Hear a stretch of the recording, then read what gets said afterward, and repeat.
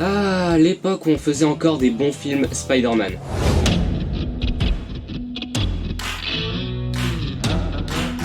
Bonjour tout le monde, aujourd'hui on se retrouve pour parler du film Spider-Man sorti en 2002 et qui est réalisé par Sam Raimi. C'est un film de super-héros, hein, et puis c'est le premier film de la trilogie Spider-Man, et c'est aussi le tout premier film, la toute première adaptation cinématographique sur le personnage Spider-Man, si je me trompe pas. Donc pour commencer cette critique, je veux que vous sachiez que c'est mon avis personnel sur le film, même si évidemment j'essaie au maximum d'être objectif. Si vous avez un avis différent, tant mieux pour vous, mais n'hésitez pas à en débattre avec moi dans les commentaires. Bon visionnage. Peter Parker, un étudiant du Queens, va se faire mordre par une araignée génétiquement modifiée et il va devoir apprendre avec ses nouvelles capacités qu'un grand pouvoir implique de grandes responsabilités et il va donc se servir de ses pouvoirs pour arrêter le bouffon vert qui terrorise la ville.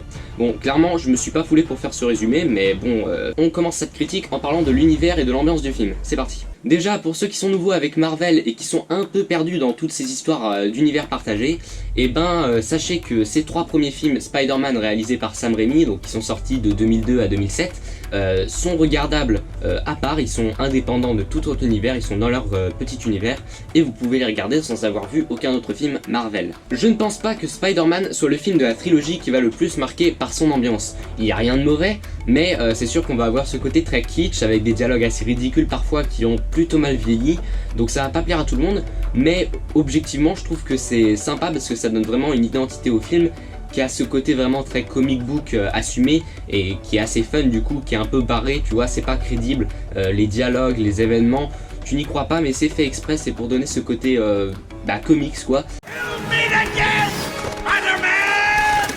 Cela dit, je pense pas que ce soit un univers hyper passionnant non plus, c'est divertissant à regarder mais je pense pas que c'est sur ce point là que le film va le plus marquer. Bref, rien de mauvais mais rien de non plus passionnant je trouve, donc on passe au scénario et à l'histoire. Le scénario du film est très bon, c'est prenant, bien rythmé, on s'ennuie pas une seule seconde, alors que pourtant l'histoire en elle-même est pas spécialement intéressante. Elle est pas mauvaise, elle est pas non plus cliché, parce que quand le film est sorti en 2002, ça devait être une histoire assez originale qui a inspiré du coup par la suite plein de films de super-héros récents qui suivent un peu la même narration. Mais quand même, je trouve que c'est pas une histoire particulièrement intéressante, en fait tu vas pas avoir plein de rebondissements, tu vas pas avoir de la psychologie, non c'est une histoire assez simple, mais elle est racontée extrêmement bien. La réalisation de Sam Raimi rend cette histoire basique, mémorable, émouvante. Un des seuls reproches que j'aurais à faire contre le scénario du film, l'origin story du Goblin est pas spécialement passionnante et elle est racontée, bon elle est pas mal racontée, elle est pas mauvaise non plus, mais je trouve qu'elle arrive à plein de petits moments qui sont pas forcément les meilleurs et ces scènes d'origin story sont un peu trop courtes, donc je trouve qu'elle casse un tout petit peu le rythme du film. Rien de grave, mais je trouve que ça aurait pu être perfectionné de ce côté-là. Pour ce qui est de l'humour, c'est vraiment très bon aussi, surtout les blagues de J. Jonah Jameson qui sont vraiment très drôles. Par contre, les blagues que font Spider-Man, je trouve qu'elles font un peu trop récitées. T'as l'impression que c'est des blagues qui marchaient bien sur le papier, mais en vrai, ça passe pas vraiment. Are you in or are you out? It's you who's out, Gobby. Out of your mind. Ça fait pas très crédible et je sais pas, t'y crois pas en fait. J'aime bien tout ce côté, comme je l'ai dit, un peu barré du film, des situations qui arriveraient pas en vrai, ce genre de truc, mais quand même là je trouve que les dialogues, les blagues de Spider-Man sont pas géniales et je trouve qu'elles sont un peu ridicules, mais le reste de l'humour du film en général est vraiment très bon. Les interactions des personnages entre eux, les petits dialogues, il y a plein de dialogues qui sont vraiment très marrants. Donc pour moi le scénario du film est vraiment très bon, c'est rythmé, c'est drôle, c'est dramatique aussi, je trouve que c'est vraiment très réussi, même si la base est pas spécialement intéressante, on en a fait quelque chose de vraiment très très bon, mais pour moi ça manque quand même il manque un petit truc pour que vraiment le scénario soit génial. Il est très bon, mais il n'est pas non plus, c'est pas le meilleur scénario du monde je trouve, et donc on passe aux acteurs et aux personnages. Peter devient Spider-Man au bout d'un quart d'heure de film seulement, et pourtant on est déjà attaché à lui, on connaît déjà le personnage, et ça va être pareil partout. Au bout de 15 minutes seulement, tu comprends déjà la relation entre Peter et Harry, qui est presque fraternelle, tu es déjà attaché à Ben et May, tu connais déjà tout le monde, et aucun personnage n'est laissé de côté, tu t'attaches vraiment à tout le monde et très très vite, donc pour ça je trouve que Sam Raimi a été vraiment très fort, parce que tu sais qui sont ces gens avant même d'avoir fini le film, tu comprends déjà toutes les relations et ça je trouve que c'est vraiment bien foutu, ça t'immerge tout de suite dans la vie des personnages et ça je trouve que c'est vraiment très bien géré et c'est un truc qui manque très souvent aux films de super-héros de nos jours.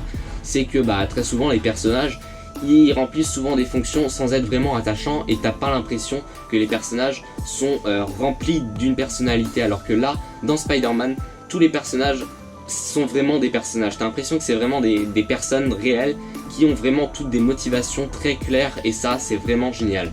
Pour ce qui est des acteurs, Tobey Maguire en Peter Parker est vraiment très bon je trouve, même si c'est vrai qu'il fait des expressions un petit peu ridicules à certains moments. Je trouve que ça correspond parfaitement au film. Parce que vous voyez, dans ce film et dans toute cette première trilogie Spider-Man, tout ce qui est dans le film, que ce soit les visuels, les dialogues, absolument tout, les émotions ressenties par ce personnage, tout dans le film va être augmenté par rapport à la réalité. Ce qui fait que, ben, pour moi, c'est parfaitement logique que Tobey Maguire, tu vois, il joue de façon un peu exagérée des fois. Bon, on va éviter de trop parler de Tobey Maguire et du personnage de Peter Parker parce que je compte faire une vidéo bientôt pour essayer de déterminer quelle est la meilleure version de Spider-Man au cinéma. Et donc on va réserver un petit peu d'informations pour plus tard. En tout cas, Tobey Maguire est très bon et son personnage est très attachant. Pour ce qui est de Willem Dafoe en bouffon vert, bon, vous savez quoi, on va dire Green Goblin parce que bouffon vert c'est absolument horrible à dire. Bref, pour ce qui est de Willem Dafoe en Green Goblin, je trouve que l'acteur est absolument génial. Je pense que c'est un de mes acteurs préférés. Je trouve que, bah, en fait, jusqu'ici, je l'ai vu que dans 3 ou 4 films. Et dans chaque rôle, il était absolument génial. Et ouais, je trouve que c'est vraiment un très bon acteur. Et bon, comme Tobey Maguire dans ce film, dans Spider-Man, il surjoue, mais ça correspond totalement à l'univers. Bingo. Me, your greatest creation. Bringing you what you've always wanted.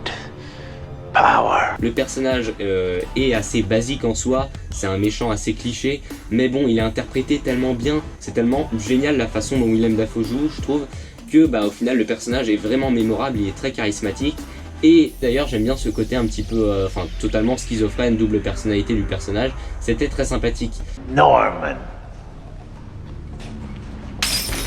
What do you want? To say what you won't. To do what you can't. Donc je remercie l'acteur qui jouait le mieux le Joker pour nous avoir fait cette performance hyper cool avec un bad guy qui est malgré tout assez basique à la base. Bon, je vais pas tous les passer en revue, mais tous les autres acteurs du film sont très bons, tout comme leurs personnages. Donc que ce soit Kirsten Dunst, ou alors, je sais pas moi, qu'est-ce qu'il y a d'autre comme acteur, James Franco, bref, il y en a plein. Tous les acteurs du film, je pense qu'ils sont très bons, ou juste bons, mais bon c'est bon, donc je pense que c'est bon à ce stade-là. Et ouais, les personnages sont attachants, bref, je trouve que le film au niveau des personnages et des acteurs, c'est peut-être là où il réussit le mieux, mais en tout cas, c'est parfait. Sam Raimi a un style visuel vraiment très bon, il y a du suspense, parfois de la peur, les visuels sont toujours impressionnants et en général, Sam Raimi est vraiment très créatif dans sa manière de filmer. Il y a plein de scènes qui vont être vraiment très marquantes grâce au visuel. Enfin bref, il y a plein de scènes dans le film qui sont vraiment très bien filmées. C'est vraiment un réalisateur très bon pour les visuels et pas seulement parce que les visuels arrivent vraiment aussi très bien à servir la narration. Ils supportent vraiment beaucoup le récit et les visuels et l'histoire collent très bien ensemble. Je dirais qu'un des seuls défauts de la réalisation, c'est une utilisation un peu trop fréquente des flashbacks et des fondus, mais à part ça, franchement, c'est un détail et le film est vraiment très bon visuellement. Faut aussi dire que les costumes, surtout celui de Green Goblin, bon, j'ai beau l'aimer, il est un petit peu quand même ridicule, ça fait effectivement Power Rangers comme beaucoup de gens le disent. Et du coup bah ouais, le costume est sympa, ça correspond encore une fois à l'univers complètement barré, mais c'est pas non plus hyper agréable à regarder, on va pas se mentir. Mais bon, est-ce que c'est un vrai défaut visuel du film? Honnêtement, je pense pas, c'est juste que ça a mal vieilli, mais bon, franchement, ça empêche pas d'apprécier le film, et dans le pire des cas, ça va te faire rire, et puis bon, c'est pas grave quoi. C'est comme les effets spéciaux qui parfois sont vraiment excellents, et parfois sont mauvais. Pour 2002 des fois il y a des moments c'est pas très bon, mais même quand c'est mauvais, les effets spéciaux ils sont pas navrants, ils sont juste amusants parce qu'ils sont toujours bien utilisés, même si au niveau de qualité le numérique est pas forcément génial. Pour les combats, les chorégraphies sont vraiment très bonnes et mine de rien les combats sont assez violents je trouve, surtout quand tu compares au dernier film Spider-Man, je trouve que quand même ça envoie un peu plus du pâté quoi, c'est brutal. Pas dans le sens où c'est trop violent, n'importe qui peut regarder ça, c'est un film vraiment tout public, mais les combats sont vraiment impactants et je trouve que c'est vraiment très réussi encore une fois et les chorégraphies sont géniales. Même si comme toujours je vais arrêter de le répéter parce qu'au bout d'un moment ça va devenir saoulant, il y a des moments ça a un peu vieilli, mais c'est pareil pour le film dans sa globalité, il a un peu vieilli, mais honnêtement ça reste très bon. Mais on peut pas enlever au film sa réalisation qui est parfaite et son style visuel qui est vraiment unique. Bref, on passe à la bande originale. Comme pour les Batman de Tim Burton, cette musique de Danny Elfman est absolument géniale. Elle est émouvante, elle est épique, et franchement, ajouter à ça les personnages très attachants, c'est l'émotion garantie. Enfin bon, j'irai pas jusqu'à dire que le film va te faire pleurer, mais franchement, les personnages et la musique sont géniaux. Je sais pas pourquoi j'ai connecté comme ça les personnages et la musique, mais bon bref, revenons à la musique est géniale. Qu'est-ce que vous voulez que je dise de plus? Elle est vraiment très bonne. Après, c'est pas le genre de musique qui va me transcender non plus, je préfère Hans Zimmer, mais elle est géniale, c'est une des meilleures bandes son de films de super-héros. I'm Spider-Man.